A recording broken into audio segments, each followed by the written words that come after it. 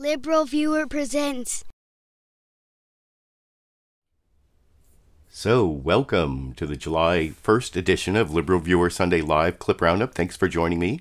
I've picked out the weekend's 14 best, most newsworthy clips for what should be a really educational, informative, fair use media criticism and political analysis show for you all tonight. I will actually be committing legal analysis. I'll be talking about constitutional law because we're talking about Supreme Court nominations. And so I will be referring to the Constitution. Some of my more faithful viewers may have a copy of their own copy of the Constitution with them. So look for that. And if I really need any help with constitutional law, I can always get Sandy to look something up for me. She's over in the corner there. Go ahead, lie down.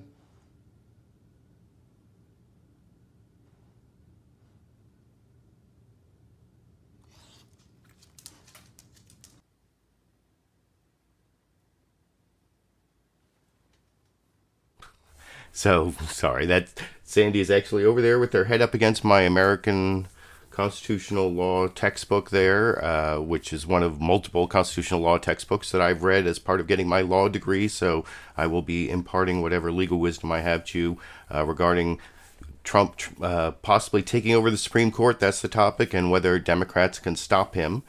And usually I start with a Bill Maher clip as the political comedy, and I will be doing that, but not from his monologue. It'll actually be mostly Michael Moore appearing on HBO's Real Time with Bill Maher, and he actually comes up with his Hail Mary plan for how to stop the Supreme Court nomination, and I will discuss whether that plan is actually viable. And I will be showing various news clips from the Big Five corporate outlets of ABC, NBC, CBS, CNN, and Fox News, the so-called corporate media here in the United States. If you want to see my list of 14 clips I'll be showing, and one still image is in there somewhere, you can look at a link down in the video description. I've also put links down to all the sources, including a clip I will be showing from April 2016 regarding whether Trump ever said that women should be punished for getting abortions, and that will show that Saturday Night Live actually has more accurate information back in April 2016 than what you will see from Fox News Sunday and Chris Wallace this morning. But before I get to all that, I promised I would show you Michael Moore's Hail Mary idea for saving the Supreme Court, saving America possibly. You can decide after we watch that clip together. Over here. Somebody told me you had a Hail Mary solution to this Supreme Court pick. You think it's not a done deal? Well, I don't think we should give up on the fact. Listen, the Senate right now is 51-49. Right. Sadly, McCain will not be able to vote, so it's a 50-49 vote. Right. Come on. Yeah, but come on. I know we have to, right, we've got to push it off till after November. We first have to find ways to stop that vote from happening. Find ways? What does that mean? Well, like what? I'll join a million other people surrounding the United States Capitol. I will stand there. I will put Bill, let me tell you something. This judge goes through for the rest of at least, well, all of our lives. It's a right-wing court. That's it. It's over. Combined with the White House and the Congress. Well, yeah, first of all, what are you doing on The Handmaid's Tale? You already scared the shit out of us and Get Out. Now you're going to Handmaid's Tale from Get Out? Can I just, can I give a plug for The Handmaid's Tale? Yeah. I have nothing to do with this show. I have nothing to do with it. No, you can't. This is HBO. Fuck streaming. We are living The Handmaid's Tale. Yeah, great. We are living. So, you got to watch the show. You don't watch it. Serious. No, but here, can I just make a serious point? Yes. In The Handmaid's Tale. Oh, jeez. The best part, Bill, let me just tell you this. This is a serious point. The best part of the show are the flashbacks where she tries to figure out where was the point when it was too late. Right. Where was it? I get it. Where was the point where if we had all just risen up, right? If we'd just done something, but because it happens in little increments. That's right. That's how fascism works. That's how fascism works. So actually, I don't disagree with a lot of Michael Moore's analysis. I don't know if you can get 1 million people to surround the Senate on a Supreme Court nomination. Traditionally, the people on the right have been much more impassioned about Supreme Court nominations, much more likely to vote based on Supreme Court nominations than people on the left. And maybe that's changing now that the court is going to be so badly out of sync with the rest of the United States, I guess. But and I will also show some Republicans talking in a couple of the clips like, oh, Roe versus Wade isn't really on the line, which is, of course, the 1973 decision that protected a woman's reproductive right under the right to privacy. And one thing is, if they overturn Roe, that's actually part of a whole bunch of right to privacy cases that goes all the way back to Griswold versus Connecticut. You want to look that up for me over there, Sandy? No, Sandy's sleeping. Sandy's snoring. But Griswold versus Connecticut from the 1960s somewhere. Sandy could tell me the exact date because she's right by the constitutional law book. But that was the case that used the right to privacy to say that married couples have a right to buy contraception. And that is one of the precursors of Roe. And if you get rid of the right to privacy, conservatives like to say the right to privacy isn't in the Constitution, so therefore there's no right to privacy. And that would be a good argument if you didn't actually turn to the 10th Amendment to the United States Constitution here that says powers not... my mistake. Not the 10th Amendment, the 9th Amendment that says... That was a mistake. I don't know if some people do this. When I make a mistake, you have to take a drink. Well, it's the 9th Amendment, not the 10th Amendment, that says the enumeration in the Constitution of certain rights, meaning the fact that they wrote some of them down, shall not be construed, and this is what the Republicans say about the right to privacy, shall not be construed to deny or disparage others retained by the people. So the fact that it's not written down, it says there's actually a line in the Constitution that explains the fact that it's not written down doesn't mean that there's not such a right. And the right to privacy is, of course, one of those rights that has a long history that could be overturned by all of this. One thing I wanted to point out, I heard I think it was Jamil Bowie in one of the pundit panels, and I didn't take his clip, talking briefly about another way that liberals, Democrats, people who believe in some of these important rights, that they can make this not such a dire, generations-long taking of the court, and that's actually to change the number of justices on the court. If you go back to your U.S. Constitution again, I promise I won't read, but if you look at Article 3, Section 1, you'll see that it doesn't say how many justices are on the Supreme Court, and it leaves it to Congress. In fact, the Judicial Act of 1789 here, in the very first Congress, they said that there should be a Chief Justice and 5 Associate Justices. So there were actually only 6 justices on the original Supreme Court, and it's gone up as high as 10. And there was the whole... I didn't hear people talk about all the history, I heard one person, I think, talk about FDR's court packing scheme that never went through. But I think actually the closer analogy is Andrew Johnson when he was impeached and almost removed. They changed the number of justices. They lowered them from 10 to 7 so that he couldn't appoint any more justices. And then back in 1869, when there were a couple had retired, but they were down to 8, they decided to add one more to 9, and it's been 9 since 1869, but it's gone like all the way between like 5 and 10 at various different times. So that could be a remedy if Democrats take back that would be for like 2021 if Democrats take back both the legislature and the presidency. They could increase the number of Supreme Court justices, and if they just or they'd have to override a veto from the president, I guess, because that's anyway.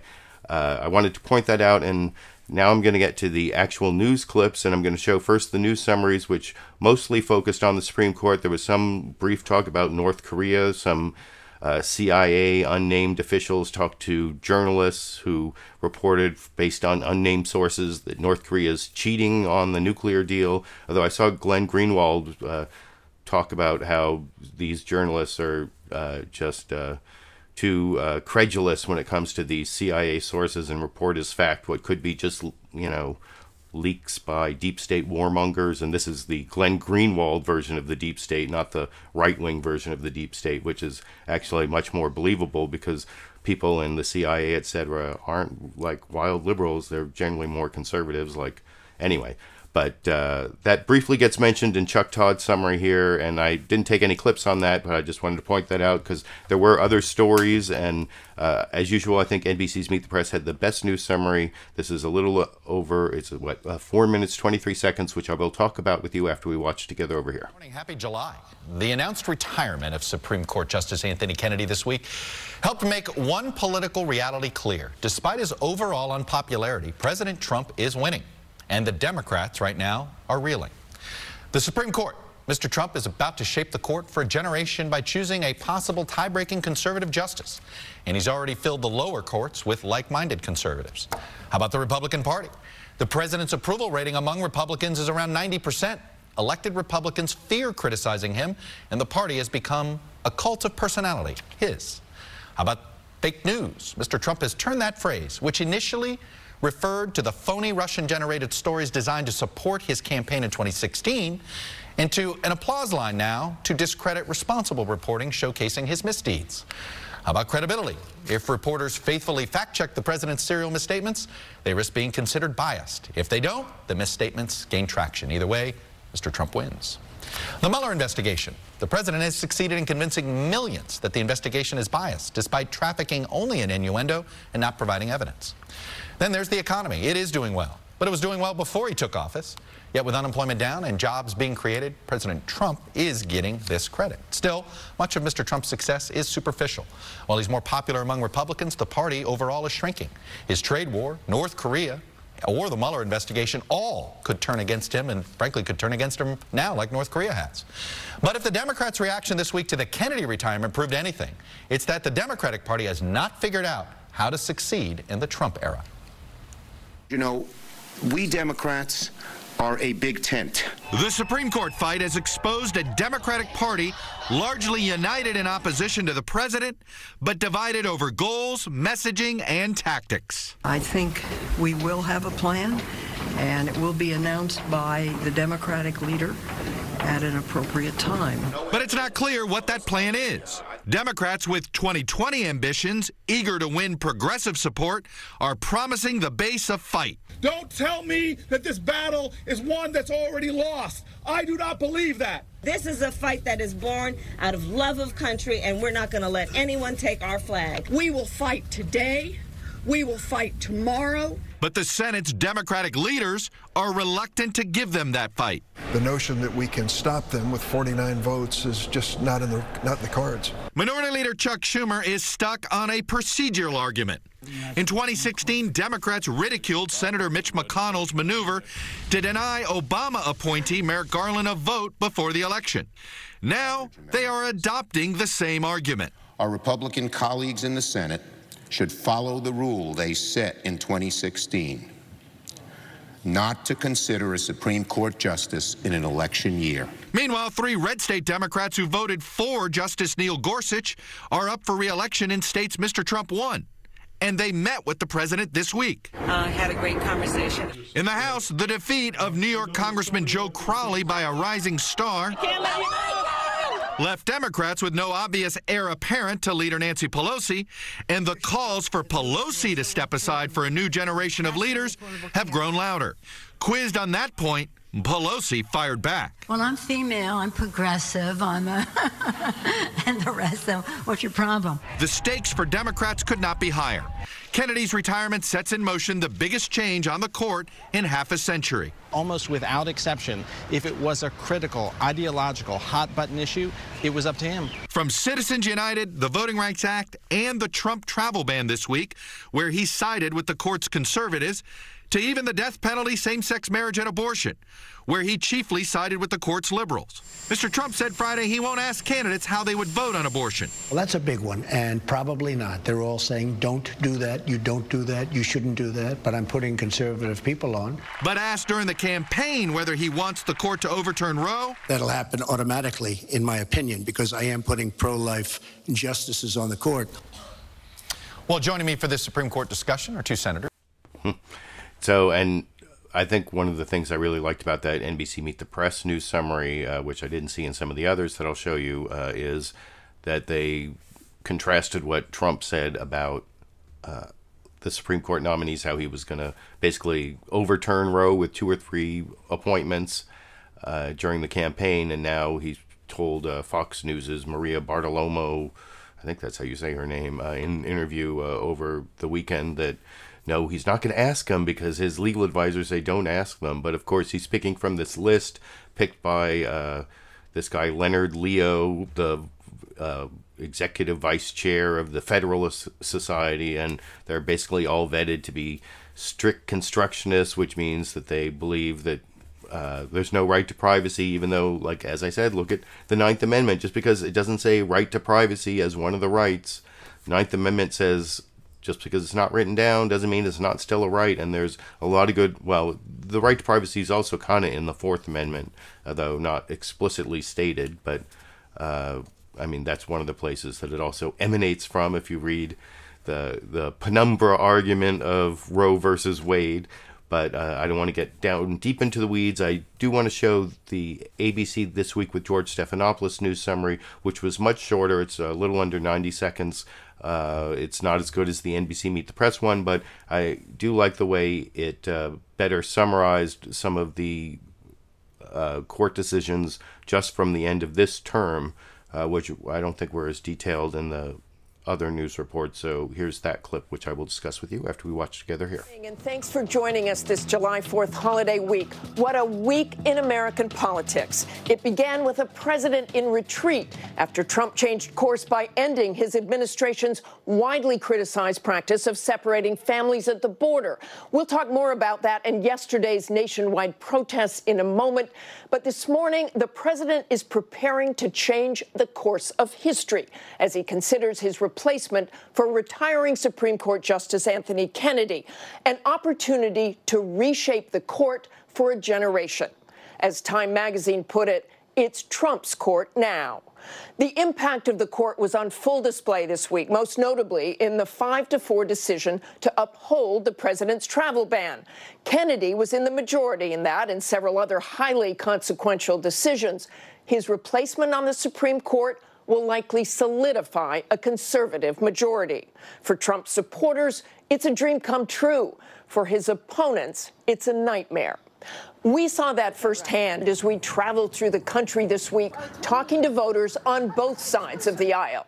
The latest dividing line in American politics will likely galvanize members of both parties to head to the polls in November. But until then, President Trump isn't wasting any time moving forward to quickly select Justice Kennedy's replacement. For the latest on the search, let's bring in Terry Moran. And then ABC goes and talks to their own reporter, and they discuss what happens, which I don't think is as good as the news summaries like the one you saw from NBC's Meet the Press there, although there were some good parts of it, like I talked about before I showed it to you. The next news summary is even shorter, just a minute from Jake Tapper on CNN's State of the Union, where the State of the Union this week is gearing up for a fight this summer, or for a summer fight. And, you know, as Martha Raddatz said there, and I believe it'll be in this clip, that July 9th is, that's basically a week from tomorrow, is when Trump is going to name his nominee, and that's when the big fight begins. And although I think NBC did a good job of showing how the Democrats haven't really come up with a good strategy, and that will be clear from the clips from Democratic senators I show in a little bit. But here's Jake Tapper summarizing the news in just 1 minute and 1 second, which I will discuss with you after we watch together here. I'm Jake Tapper in Washington, where the state of our union is gearing up for a summer fight. President Trump is taking a working weekend at his golf club in Bedminster, New Jersey. He plans to announce a nominee to replace Justice Anthony Kennedy on the Supreme Court only 8 days from now, on July 9th. Saturday, the president spoke over the phone to White House counsel Don McGahn and is expected to interview 1 or 2 candidates for that seat this weekend. Democrats warn that the president's choice could put abortion rights, same-sex marriage, and affirmative action at risk. The campaign to sway votes on Capitol Hill is in full swing. One day after Justice Kennedy announced his retirement, the president hosted a group of senators whose votes likely will decide whether his nominee is confirmed. 3 are Democrats facing tough re-election battles in red states that Trump won in 2016, and 2 are Republican women, Senators Lisa Murkowski and Susan Collins. They support abortion rights and have voted against the president's agenda in the past. And Republican Senator Susan Collins of Maine is joining me now. She's also a member of the Senate in time. And I'm actually going to show a couple clips of Susan Collins of Maine, because if the Democrats are going to, well, I mean, you saw the 5 senators in the middle, the 3 Democrats in red states, what are they? Indiana, North Dakota, and West Virginia. And then there's Susan Collins of Maine and Lisa Murkowski of Alaska. Those are basically if the Democrats can hold their 3 and get even one of the other of Susan Collins and Lisa Murkowski, that could delay the vote till after the election. That would be a way to win, but whether that looks likely, there were no clips of Lisa Murkowski, but I will show 2 clips of Susan Collins, both from CNN's State of the Union, and then also a clip where Susan Collins talked to Martha Raddatz on ABC's This Week with George Stephanopoulos. But before I get to that, I have one more news summary. This is the Fox News Sunday news summary, which I don't know, wasn't as good as the others. I did like how ABC started with the immigration issue, which I'm not going to cover because I covered it the last 2 weeks. But there were a lot of protests yesterday, which are important, but I don't know if they translate into Michael Moore's million marchers surrounding the Senate. But one of the things you'll notice about Fox News Sunday is they also talk about Trump's ambitious agenda, and they mix in a lot of foreign policy. They talk about how he's meeting with Putin without any sense of irony of the whole Russia investigation, which of course doesn't come up in this 2-minute, 23-second news summary, both with Chris Wallace doing the introduction, then going to their reporter Kevin Corke, that I will discuss with you after we watch that clip together over here. Fox News in Washington. As America settles in for the 4th of July holiday, President Trump has set an ambitious agenda for this week. He's finalizing his Supreme Court pick to be announced in just 8 days and preparing for a trip to Europe, including a summit with Russian President Vladimir Putin. In a moment, we'll talk with National Security Advisor John Bolton, who's just back from Moscow. But first, let's bring in correspondent Kevin Corke at the White House with the latest on the president's plans. Kevin. Chris, for a president that has been, well, let's just say, stridently unconventional, this idea of following an orderly, structured playbook to nominate and ultimately seat a second Supreme Court justice is, frankly, not Trumpian. But given the GOP's razor-thin margin in the Senate, prudence in this case is presidential. President Trump is said to be narrowing his focus on 5 potential nominees for the Supreme Court vacancy created by the retirement of Justice Anthony Kennedy. He's displayed tremendous vision and tremendous heart, and he will be missed. And hopefully we're going to pick somebody who will be as outstanding. White House counsel Don McGahn and Leonard are said to be spearheading the search, drawing from a list of more than 24 reliably conservative jurists. The confirmation battle on Capitol Hill is expected to be fierce. Democrats contend that since Majority Leader Mitch McConnell stalled the nomination of Merrick Garland in 2016, turnabout is fair play. He said we will not allow a Supreme Court justice during an election year. Well, what's good for the goose is good for the gander. We should not allow a justice in an election year. It was a low standard, if you will, but it was a standard. And I, for one, and I think others, haven't forgotten that. And, you know, as you sow, so you reap. While the high court battle looms in Washington, overseas a number of major stories are developing, with reports that North Korea is concealing key aspects of its nuclear program, renewed questions about U.S. troop levels in Germany, the fast approaching NATO summit, and talks of a highly anticipated one-on-one between President Trump and Russian President Vladimir Putin. With Ukraine, Crimea, and Syria among the many topics to be broached when the leaders meet in Helsinki July 16th. Chris. Kevin Corke reporting from the... And so I think I pretty much discussed that clip before I showed it. Although one thing I noticed, I watch these clips 3 times, as I often have explained. I watch it first time when I watch the show, then the second time when I capture the clip, and then the third time I watch it with all of you. And I happen to know one thing that has struck me, I think on the second viewing, is that Fox News seemed to have a Kirsten Gillibrand fixation this morning. And they kept taking Kirsten Gillibrand clips, and you noticed there was one in that one there. But, I mean, they did kind of focus on foreign policy in a lot of places there. That's, of course, where the president has the most leeway under the Constitution.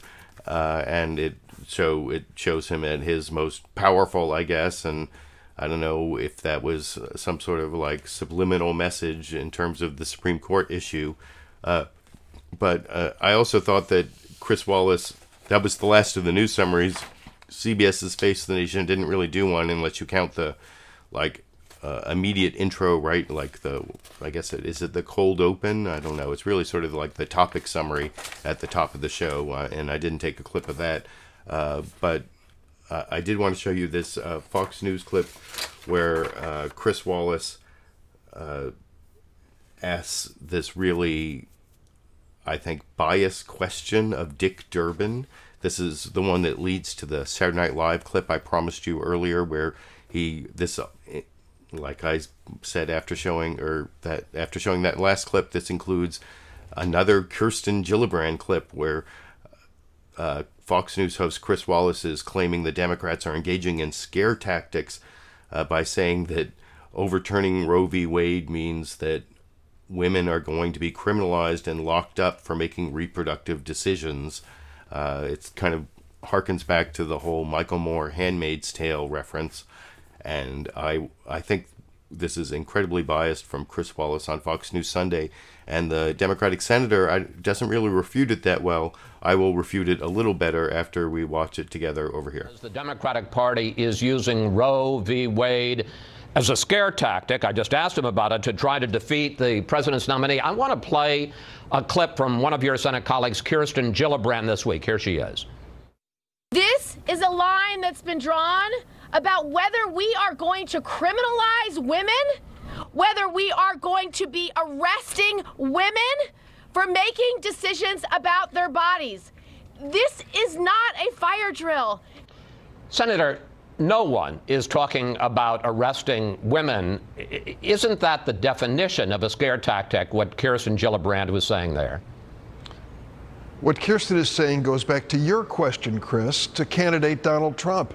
You talked about Second Amendment. You came back to him and said, well, what about Roe versus Wade? He was quick to add, that's what I want to do. And he said just yesterday, I understand, the day before, but even if Roe versus this is a justice on the court for 40 years. But, sir, even if Roe versus Wade were overturned, nobody is suggesting that women would be arrested. And in addition to which, it would, as he pointed out, as President Trump or candidate Trump pointed out, it would go back to the states. I'm not saying it's not a big deal, but nobody is suggesting that women would be arrested if Roe versus Wade were overturned. The basic issue at hand here is whether or not a woman has the power to make decisions, the freedom to make decisions regarding her own body and her own life. That is the fundamental issue here. And when you start denying that to women across America, those are fighting words, because these women believe that they have to make this decision. They have the right to make this decision. Those on the other side disagree. It gets down to that fundamental principle. To have any chance to win. Now, I don't think Dick Durbin did a very good job refuting that, as I said before I showed the clip. And I thought that was really biased because if you remember back on March 30th, 2016, Donald Trump was in a town hall with Chris Matthews of MSNBC. And I've heard Chris Matthews mention this many times, and including in the last week on Hardball, that Donald Trump said that he wanted to punish women for getting abortions. And if you make abortions illegal, I mean, how is that enacted? You know, if Roe versus Wade is overturned, then it goes back to the states, and there are a whole bunch of states that would make abortions illegal. And if you're going to criminalize it, that means the people committing a crime are the doctors and the patient, the woman who's having the abortion. And even if you don't explicitly make it a crime to obtain an abortion, which that seems very charitable by the Republicans, even though they say, you know, don't say it, even though they'll probably do it. But what about if you don't write it just the right way, then the woman can also be charged with conspiracy to commit an abortion when just the doctor is the one who's made the criminal by the ban on abortion that the state enacts. And if you look down in the video description, I put a link to the MSNBC page where that shows like the 5-minute or so context of Donald Trump saying that women should be punished, but he did like take it back. Well, he took like almost every single position in the few days after that town hall with Chris Matthews on MSNBC, and to show that Saturday Night Live gives you more accurate information than Fox News, even Fox News Sunday, the supposed straight news on Fox News. Here's a clip that I showed on, I think it was LiberalViewer Sunday 154, if I'm remembering the number correctly, back on April 3rd, 2016. It's Colin Jost and Michael Che on Weekend Update, recounting all of Donald Trump's positions that he took on abortion, including punishing women, and some pretty good jokes about that over here. Well, Women's History Month really ended on a high note. During an MSNBC town hall on Wednesday, Trump said women should be punished for getting abortion. Then an hour later, he said doctors should be punished. Then an hour after that, he said we should just let the states decide. Then the next day, he said, you know what, let's just leave the laws alone. Before finally saying yesterday, when I'm president, I'm going to change those laws. So at this point, Donald Trump has to be pro-choice because he's made all of the choices. Also, Donald Trump, how do you not already have a stock answer for an abortion question? You're on MSNBC. What do you think they was going to ask you? Their #1 show is, so what do you think about abortion? And the answer is never, women should be punished. I don't even care what the question is. You don't say that on TV. Even if you're on Wheel of Fortune and the board says, women should be punished. Don't say it. How do you fall for that setup? Chris Matthews basically asked, a sexist says what? And your answer was, I'm a sexist and women should be punished.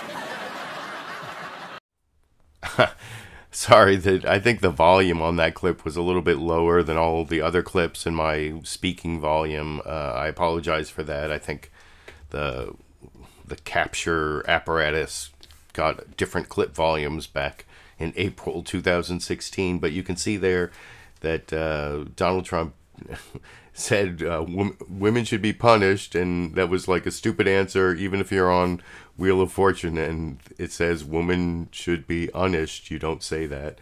Or a sexist says what, and I don't know, in some ways that was a happier, more innocent time when we didn't realize that Donald Trump was actually going to be our president. But if you want to see my commentary on that clip back on April 3rd, 2016, I've actually put a link down in the video description to that old LiberalViewer Sunday clip roundup, as well as, like I said, there's a link down there to the MSNBC page where you can see Donald Trump go back and forth. He doesn't say what the punishment should be, and then he attacks Chris Matthews, you know, you're a Catholic, don't you believe in the Catholic Church? And they're pro-life, I'm pro-life, and it goes on for like 5 minutes. But he definitely says women should be punished, which was a dumb thing to say, and is probably what would happen if Roe versus Wade were overturned in some states, maybe even like 20 of the 50 states, maybe even more, who knows. But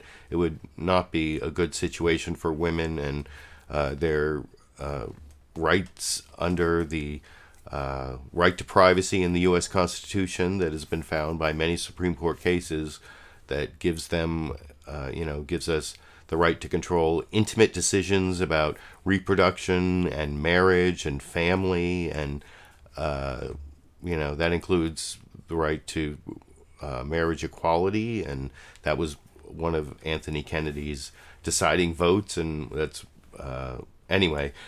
Before I get back to some of the issues, I want to show Chris Wallace asking a question about the abolition of ICE, and Donald Trump's response saying, well, if we get rid of ICE, even though Kirsten Gillibrand, this is again a Kirsten Gillibrand clip, where they show Kirsten Gillibrand saying we should get rid of ICE and replace it because it has it doesn't represent American values, and replace it with something that does. And then Donald Trump saying, well, then we'll be overridden with crime.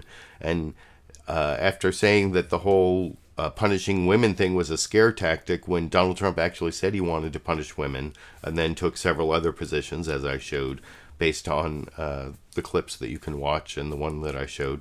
But here is Chris Wallace on Fox News Sunday talking to Leonard Leo, the guy. Oh, I'm sorry. This is talking to his panel, and I'm not going to show what the panel responded, but showing Kirsten Gillibrand calling for the abolition of ICE, and then Donald Trump saying that crime will be rampant, and then never saying anything about that being a scare tactic, but actually attacking Democrats for moving too far to the left on that over here. Had more Democrats calling for, and more mainstream Democrats calling for the abolishment of immigration and customs enforcement, which President Trump jumped on. Take a look at this exchange. We should protect families that need our help, and that is not what ICE is doing today, and that's why I believe you should get rid of it, start over, reimagine it, and build something that actually works. You know what would happen to parts of our country? It would be overrun with the worst criminal elements you have ever seen. Mo, are Democrats in danger of moving too far to the left on immigration and other issues? So on immigration,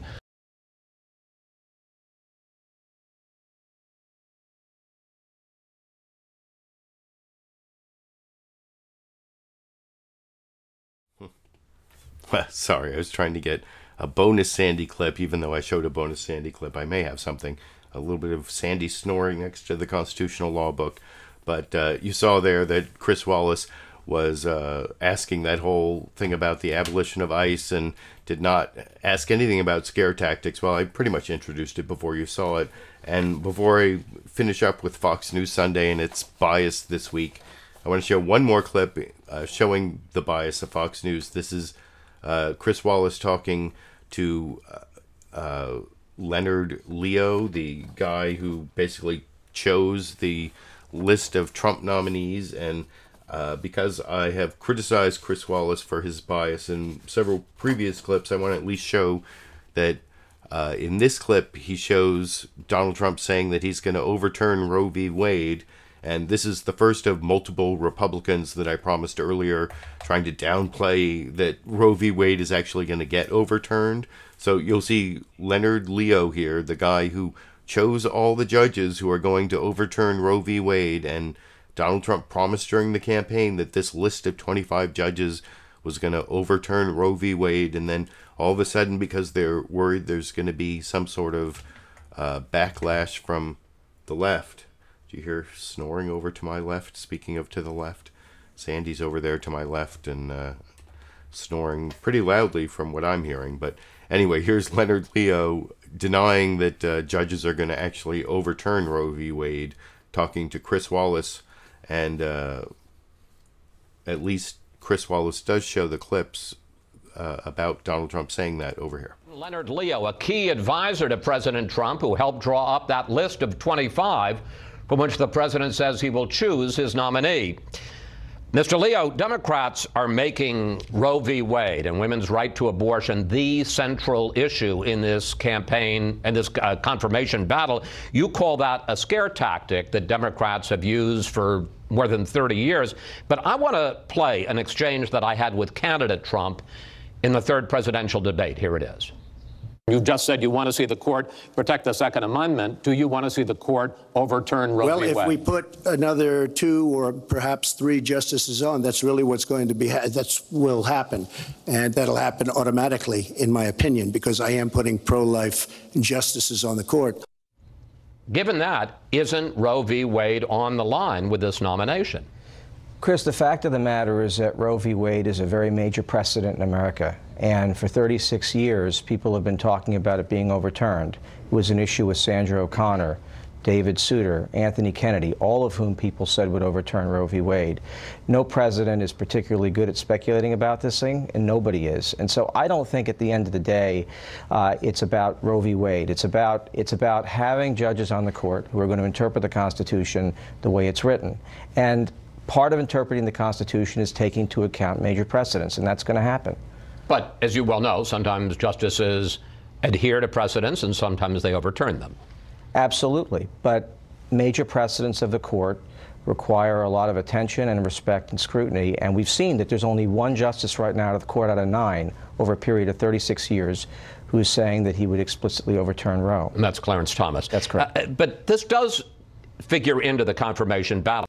Well, of course, they don't explicitly say they're going to overturn Roe. That's the whole, like, Robert Bork mistake, where you have a record that, well, that was also where Democrats had the raw power to object to a nominee, which, given the current, unless they can get, you know, as we talked about earlier, unless they can keep the 3 Democrats in the Trump states, that Trump won, the Democrats from Indiana, North Dakota, and West Virginia, and then they have to get one Republican, either Lisa Murkowski possibly, or from Alaska, or Susan Collins from Maine, and I will have a couple Susan Collins clips at the end. But before I get there, I want to show one more Fox News Sunday clip, and I gave Chris Wallace a little credit in that clip for showing that Trump had promised to overturn Roe v. Wade, although I don't think he was that confrontational with Leonard Leo in that clip. But in this next clip, I don't think he did any follow-up at all, asking about whether the Trump nominee should recuse themselves from ruling on impeachment or Robert Mueller investigation related matters. That is, you'll see here one Republican senator, Pat Toomey of Pennsylvania, saying that would be ridiculous, but the facts the facts that he's giving in this clip are not really, well, they're not accurate, and there's no follow-up from Chris Wallace on Fox News Sunday, as I will discuss with you after we watch that clip together over here. Leonard Leo, a key advisor to President Trump, who helped draw up that list of 25 from which the president's... Oh, wait. I'm sorry. It's not Chris... Ugh, another mistake. But this is actually the single CBS Face the Nation clip I have for you. And it's Margaret Brennan on CBS's Face the Nation, who is not following up with Pat Toomey, not Chris Wallace on Fox News Sunday. Another mistake. I apologize for that. Wrong clip. Here it is over here. Senator, welcome to the program. You just heard Senator Blumenthal lay out his arguments as a Democrat, his concerns about a Supreme Court nominee. I want to ask you, he has raised this question of if the special counsel's investigation ever makes it to that court, whether this kind of nominee could become a problem, given that the president will be selecting someone who could potentially decide on him. Margaret, I think that's a ridiculous argument that's made as just an attempt to make weight for their real position, which is that President Trump should never be able to confirm a vacancy. Look, I don't remember hearing the Democrats making that argument when President Bill Clinton was, in fact, personally under investigation when a vacancy occurred. My understanding is that President Trump is not himself personally the subject of the investigation even. Mm-hmm. So I think that is a non-argument. And we needn't pay any attention to it. I want to ask you about something you've been very vocal about lately, and this is your concerns, your criticism of the president's trade policies today, starting to... And I let that go through the trade policy question so you could see that Margaret Brennan, sorry about the mistake about Fox News Sunday, Margaret Brennan of CBS's Face the Nation in that clip did no follow-up when Pat Toomey, the Republican from Pennsylvania, said that Clinton was the subject of an investigation. Well, he wasn't really the subject of a criminal investigation. Clinton was never charged with perjury. He had to give up his law license, but he was never even charged with perjury. And Trump is the subject of a criminal investigation. He's not the target, but he is the subject, and Margaret Brennan did not follow up on that. And that was an issue that came up with Lindsey Graham in a clip I decided not to pick for the week, but and it came up in a couple other clips, but I want to get now to a couple of the Democrats who I'm also not real happy with for not really having a strong plan. You know, Michael Moore has his, million-person march surrounding the Senate plan, but the Democrats don't seem to have a good plan for how they're going to stop Donald Trump from taking over the Supreme Court by replacing the swing vote Anthony Kennedy with some hard-right conservative who's going to overturn Roe v. Wade and start us on our way to the Handmaid's Tale, as you saw in that first clip. But here is Maria Cantwell, the Democrat from Washington, talking to Chuck Todd on NBC's Meet the Press this morning. And I saw the panel over on AM Joy, MSNBC's AM Joy, really criticizing her for being naive and too weak on how to respond to the power grab by the Republicans and the stealing of the Merrick Garland seat by Mitch McConnell. And, well, this is a bit of a longer clip than they showed on AM Joy, if you watch AM Joy on MSNBC, and I'll discuss whether Maria Cantwell is too weak as to appease the Democratic base, which is sort of what Chuck Todd was asking her about, and I'll show you the clip and talk about it a little more with you after we watch it together over here. Reality is, I think we know where this is headed on a partisan scale, considering the president is only looking at nominees pre-vetted by the Federalist Society. So we know he's going to pick some more of a traditional conservative. So I ask you, how do Democrats then, can you defeat this nominee if it comes from that? Are you hoping to woo Senators Murkowski and Collins? Is that the plan here? Well, the plan here is to speak out about the change in balance in the court. You are not just voting, as was with Gorsuch, for just one more name. You know that Justice Kennedy was a swing vote, that he was a libertarian, that sometimes he sided with the conservative justices, sometimes he upheld what were very important issues of marriage equality, of issues on the environment. So for my colleagues in moderate states, whether that's Democrat or Republican, you're really going to have to decide, am I voting for a justice that's going to hold up the Clean Air Act or the Clean Water Act? Am I voting for a justice that is really going to hold up Roe v. Wade or a woman's right to have the freedom to do what she wants with her body?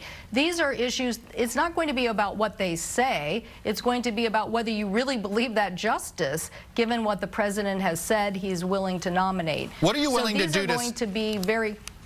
I understand that, but what do you...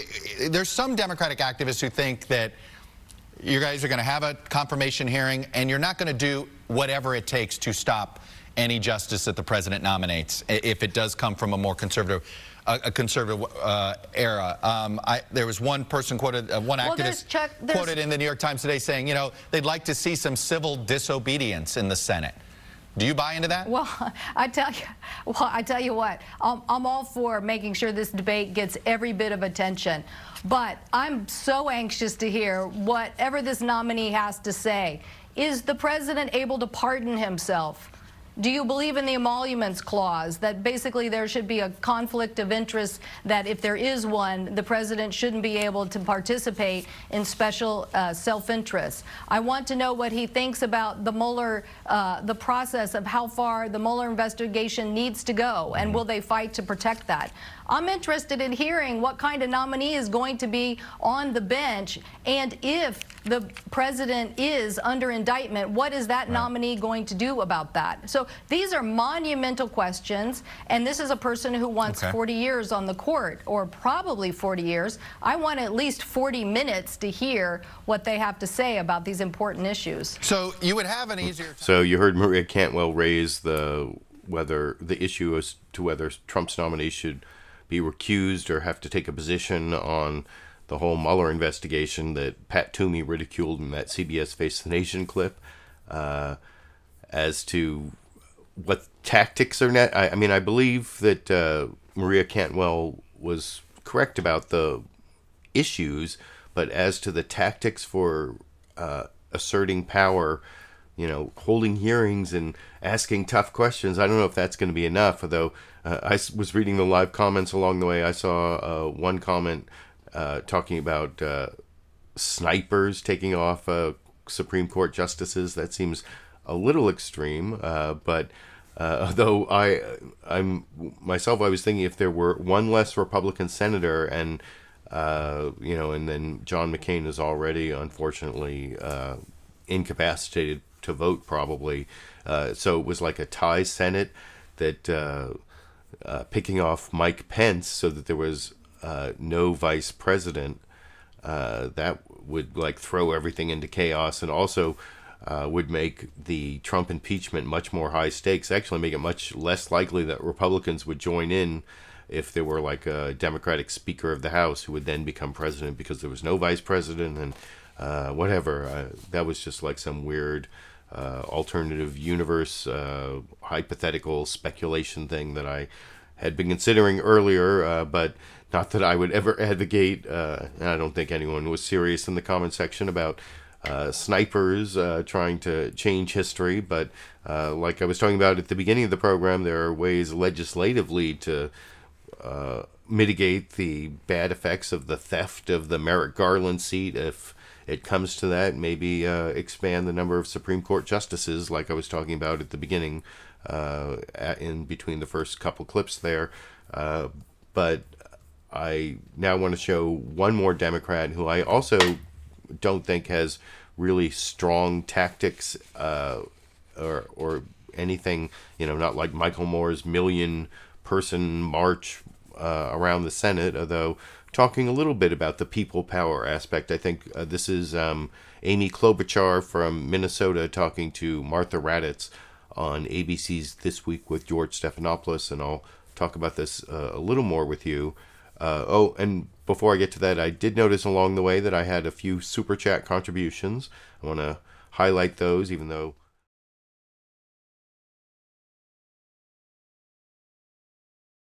So thanks for the $15 and the £5. I know those comments already get highlighted in the live comments, which are now scrolling by the recorded show, assuming people enable that feature. I kind of like having not only my commentary, but the live comments and the recorded show viewers also commenting along and adding your views of all these clips that I spent all Sunday picking out, which is why I appreciate the Super Chat contributions and my Patreon patrons, who you can also become a Patreon patron and get, well, at the $10 level, you get one of these constitutions. At the $5 level, you get one of these #LiberalViewer stickers, which you also, of course, get at the $10 level with your constitution.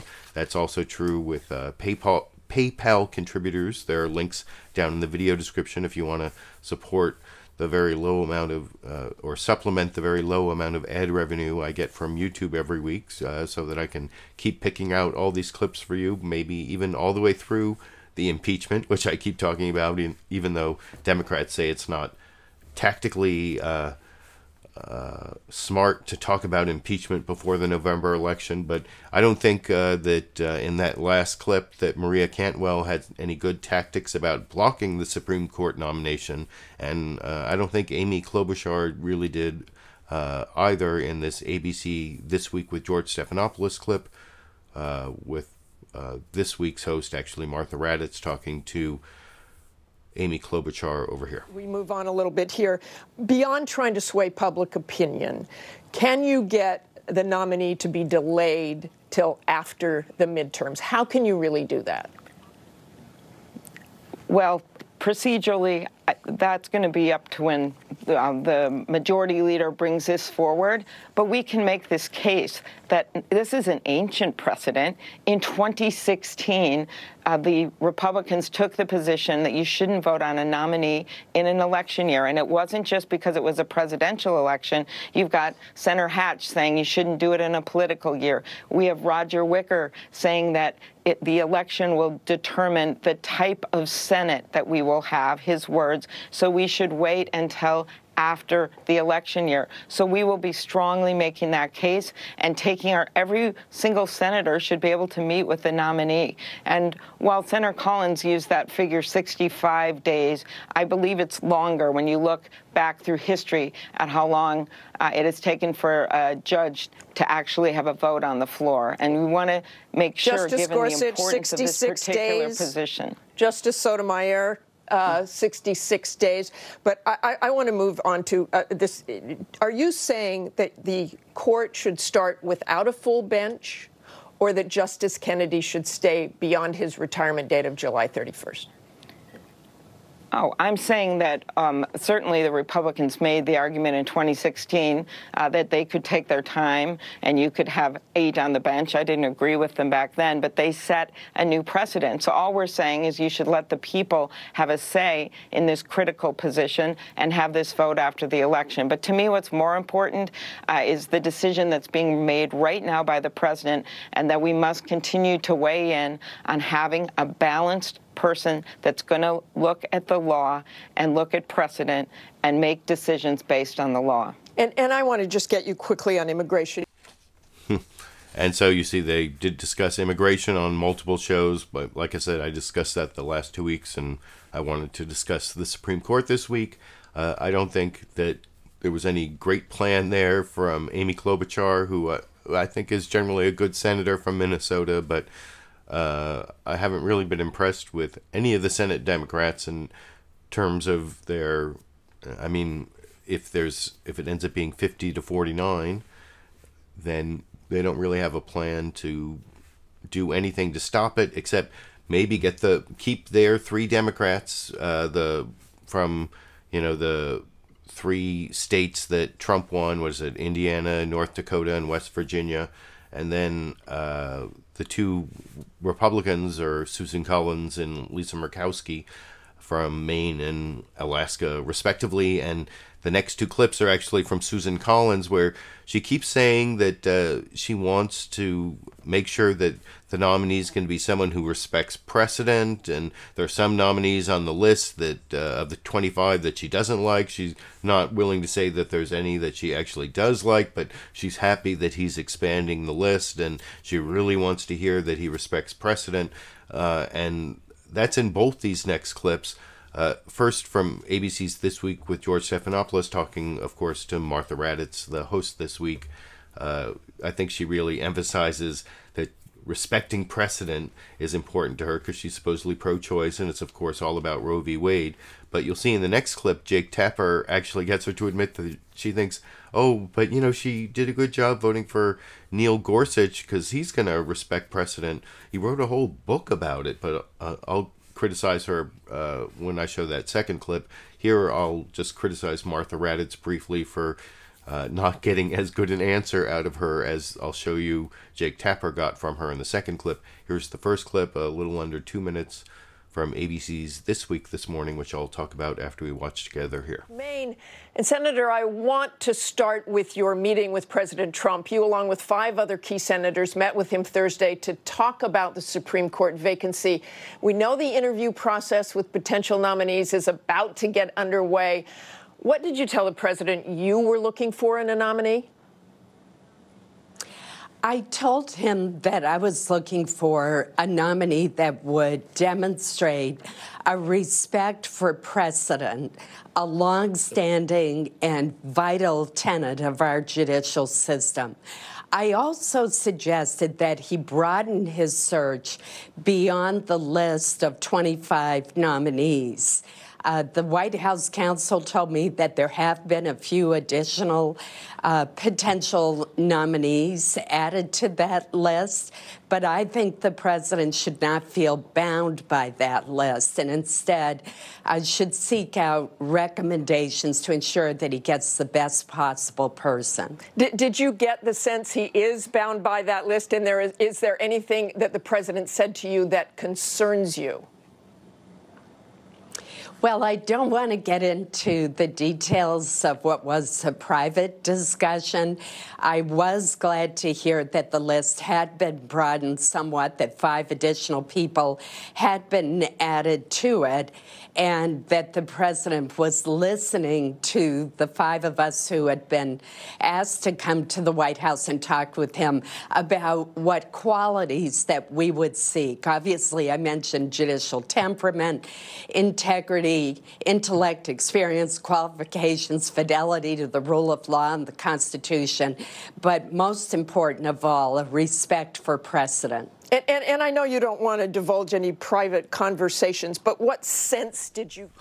So was it 3 times that Susan Collins said respect for precedent? And she also said stare decisis, which is the legal term for the weight that judges are supposed to give to precedent, including Supreme Court justices, but there's a doctrine for how to overturn precedents, and there are various factors they're supposed to weigh. I won't go all into that, but I did point out that in this next Susan Collins clip from CNN State of the Union with Jake Tapper, he not only gets that same respect precedent information from her in the interview. You can watch the whole interview at a link down in the video description to CNN State of the Union, or I think the whole interview is available down in at that link. But you'll see Jake Tapper not only got her to say that she wants to reject someone who would overturn Roe v. Wade, but then she doesn't think Neil Gorsuch is going to be on that side, or at least in terms of chipping it away so much so that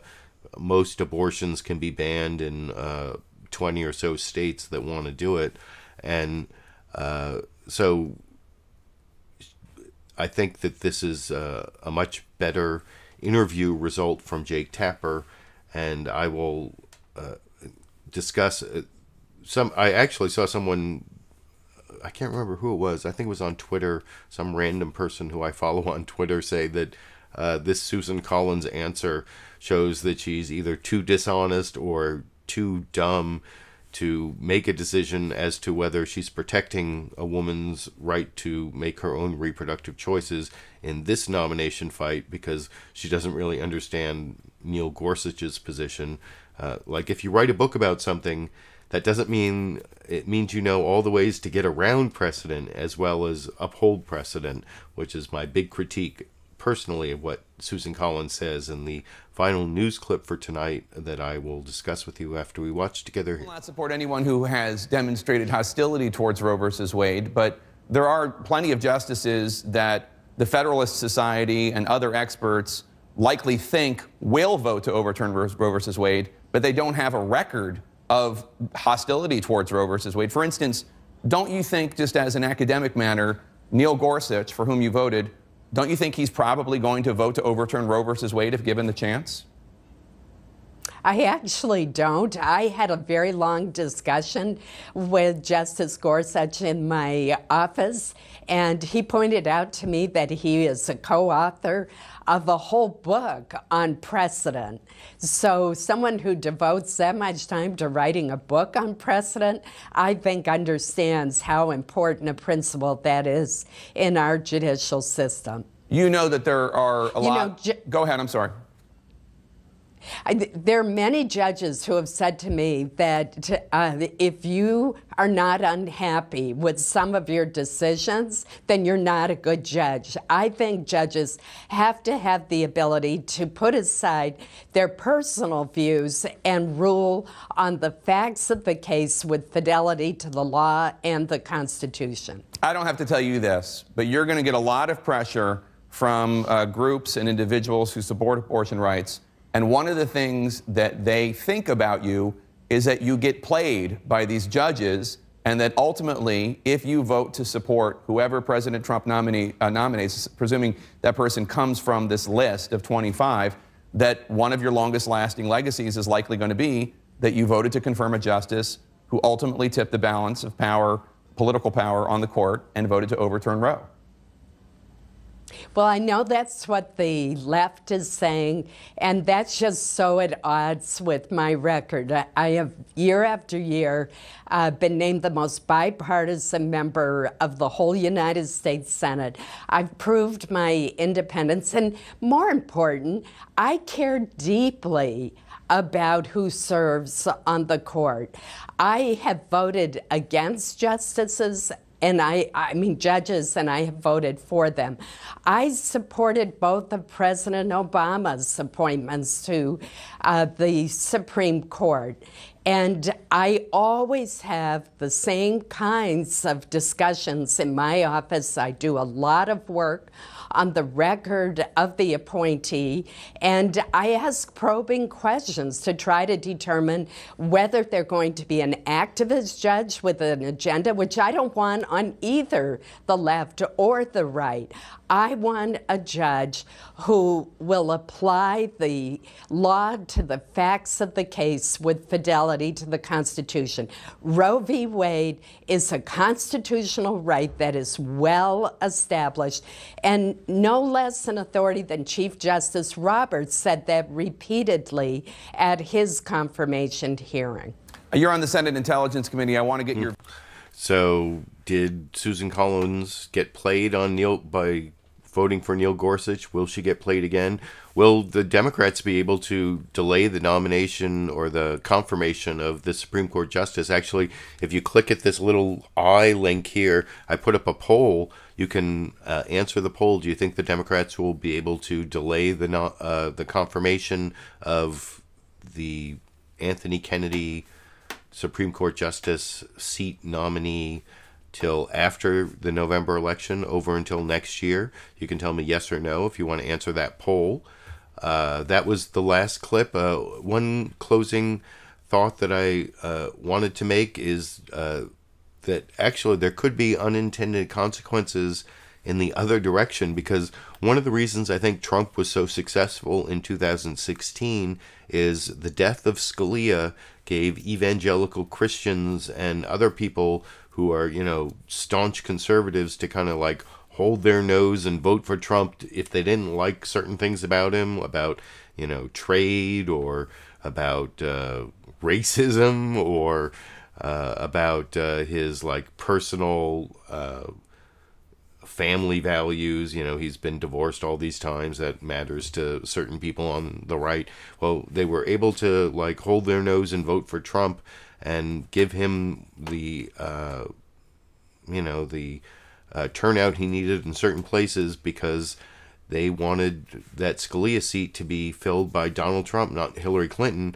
And if the Democrats are successful in delaying this confirmation till after the election, that might actually increase the turnout by Republicans, because they're now like energized to keep the Senate in Republican hands so they can get the person nominated and confirmed after the 2018 election, you know, in 2019, or in the, I guess it might be in the lame duck Senate session after the November election, who knows. But there are different ways of possibly delaying the vote. I've talked about them. I told you can vote in this poll on my video, and I hope you enjoyed the clips I picked out for you. I appreciate all the people who are supporting my video. I saw one more super chat contribution, so thanks to Lulu Girl for that. And I've showed you the other ways you can support my videos. I also showed the bonus, or the Sandy clip at the beginning of the video. I didn't have time to process and upload and import any extra Sandy clips, even though I almost did during one of the clips where I was late coming back. But for those who missed the bonus Sandy clip at the beginning, here it is at the end. Go ahead, lie down.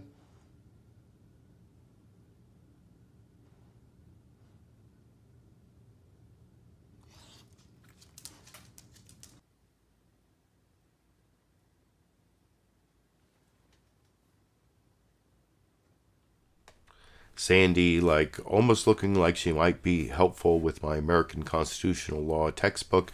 Anyway, that's the end of the show. I hope you appreciate the show, and I appreciate those who join me and give me a thumbs up and give me your supportive comments. And I will be back next week, maybe around this time, maybe a little later. I guess we'll see how things go. And until then, I guess I will be seeing all of you around the internet.